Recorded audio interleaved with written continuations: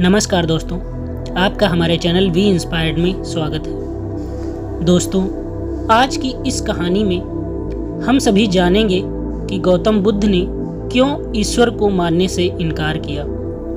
दोस्तों, आपके दिमाग में भी कभी न कभी यह सवाल जरूर आया होगा कि ईश्वर है या नहीं। तो चलिए जानते हैं आज की इस कहानी के माध्यम से बुद्ध ने क्यों कहा कि ईश्वर नहीं है। दोस्तों, गौतम बुद्ध ने अपने जीवन काल में अपने प्रवचनों से मानव जीवन में क्रांति लाई थी और हम जानते भी हैं कि गौतम बुद्ध की बातों में जीवन जीने की कला की चाबी छुपी हुई है। उनके जीवन में घटित हुई घटनाओं से बहुत कुछ सीखने को मिलता है। ऐसे ही एक घटना के बारे में आज हम आपको बताएंगे।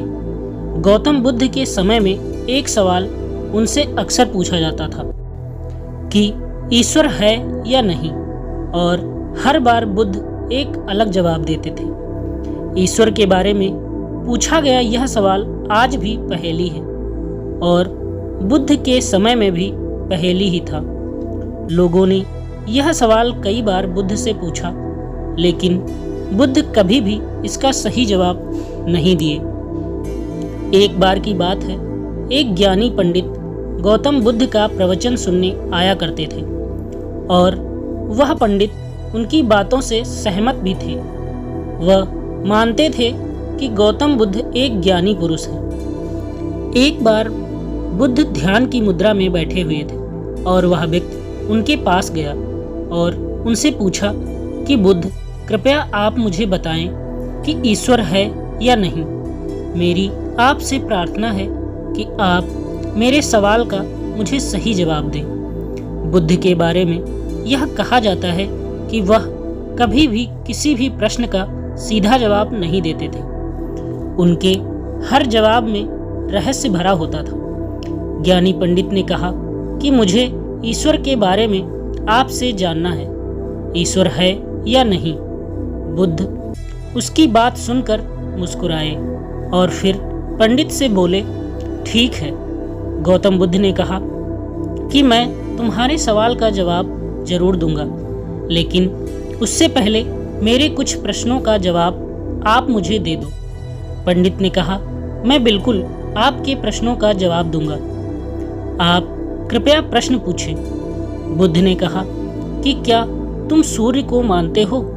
पंडित ने बुद्ध की तरफ देखा और कहा कि यह किस प्रकार का प्रश्न है? मैं छोटा बच्चा हूँ, आप जो मुझसे बच्चों वाला प्रश्न पूछ रहे हैं। सूर्य तो साक्षात प्रकट होता है और पूरी दुनिया को रोशनी देता है। धरती पर रहने वाले हर जीव को सूर्य से ऊर्जा प्राप्त होती है। सूर्य को तो हम रोज ही देखते हैं। बुद्ध ने उनसे कहा कि ईश्वर के होने के बारे में प्रश्न कहाँ से आया, क्योंकि जिस प्रकार सूर्य हमारे सामने है उसके होने का कोई प्रश्न नहीं होता, तब ईश्वर के लिए यह सवाल क्यों उठा? ईश्वर को मानने की क्या आवश्यकता है? इसका मतलब तो यह हुआ कि आपके मन में कहीं ना कहीं ईश्वर के प्रति संदेह है, क्योंकि ईश्वर सूर्य की तरह आपके सामने नहीं है। आप ईश्वर को भी बुद्ध से ढूंढने के लिए निकले हो और बुद्धि केवल उन्हीं बातों को मानती है जो उसके सामने दिखाई देता है, और ईश्वर कभी भी आपको प्रत्यक्ष रूप में सामने दिखाई नहीं देगा। अगर दिखाई दे जाए तो वह ईश्वर नहीं होगा। गौतम बुद्ध ने कहा कि तुम ईश्वर को मानते हो या नहीं। असल में यह प्रश्न ही गलत है, और गलत प्रश्न का सही उत्तर कैसे दिया जा सकता है। इसलिए अगर इस गलत प्रश्न के पूछे जाने पर और अगर किसी के उत्तर दिए जाने पर, तो वह उत्तर भी इस प्रश्न की तरह ही गलत होगा। पंडित बुद्ध की बात सुनकर थोड़ा भ्रमित सा हो गया। उसने कहा कि बुद्ध, आप किस तरह की बातें कर रहे हैं? मुझे कुछ समझ नहीं आ रहा है। बुद्ध ने कहा, अगर मैं तुम्हें सीधे शब्दों में बताऊं तो इसका मतलब यह है कि ईश्वर को माना नहीं बल्कि जाना जा सकता है। अगर तुम मुझसे यह प्रश्न करते कि मैं ईश्वर को जानना चाहता हूँ तो मैं तुम्हारी मदद कर सकता था, और जिस दिन तुम ईश्वर को जान जाओगे उस ईश्वर की व्याख्या तुम सीधे कभी नहीं कर पाओगे, लेकिन लोगों को ईश्वर के दर्शन का स्वाद चखने में मदद जरूर कर सकते हो। तुम कभी अपना अनुभव किसी को दे नहीं सकते हो, लेकिन किसी को अनुभव कराने में सहायता जरूर कर सकते हो। दोस्तों, आपने बुद्ध के जीवन की कितनी कहानियाँ किस्से सुने होंगे।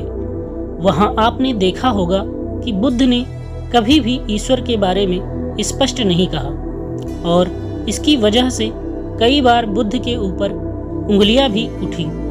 लोगों ने यहाँ तक कि कहा कि बुद्ध कुछ भी नहीं जानते, क्योंकि बुद्ध इस तरह के प्रश्नों का ठीक से उत्तर कभी नहीं देते थे।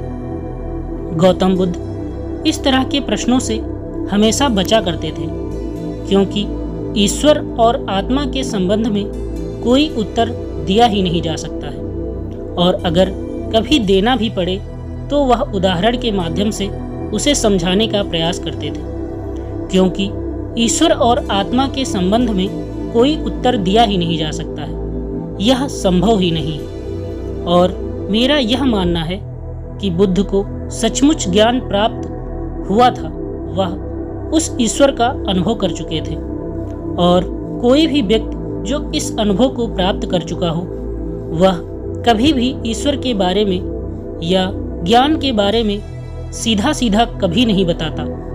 वह आपके प्रश्न को बीच में ही लटका देता है, क्योंकि वह चाहता है कि आप उसका स्वाद खुद चखें। गौतम बुद्ध ने कभी वह गलती नहीं की जो आज के कुछ धर्म गुरु कर रहे हैं। कहने का मतलब है कि जितने भी ज्ञानी पुरुषों ने ईश्वर के बारे में स्पष्टीकरण किया, उनके अनुयायियों ने उनके धर्म गुरुओं द्वारा ईश्वर के बारे में कही हुई बातों को मान लिया और अपने अलग अलग समुदाय बना लिए।